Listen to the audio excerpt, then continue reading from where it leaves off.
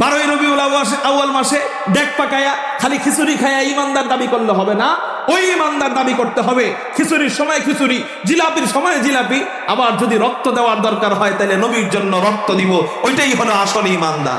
কিন্তু সব বেলায় আসি রক্ত দিতে ডাক দিলে আমি নাই, তাহলে বোঝা গেল আমার ইমানকে আমি সাহাবায়ে কেরামদের সাথে মিলাইতে পারলাম। সাহাবীদের ইমান কেমন?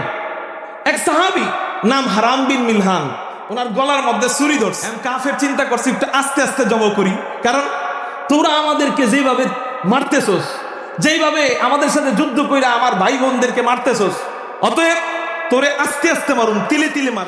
তিলে তিলে মারার জন্য আস্তে আস্তে যখন জবাই করা শুরু করে, ফিনকি দিয়া রক্ত বের হয়। তো দেখা ওই সাহাবী ভয় পেয়ে যাওয়ার কথা, কিন্তু ওই সাহাবী ফিনকির রক্ত হাতের মধ্যে নিয়া চোখের সামনে আইনা বলে, ফুস্তু ওয়া রাব্বিল কাবা, কাবার রবের কসম, এই মুহূর্তে আমি বিজয়ী হয়ে গেলাম।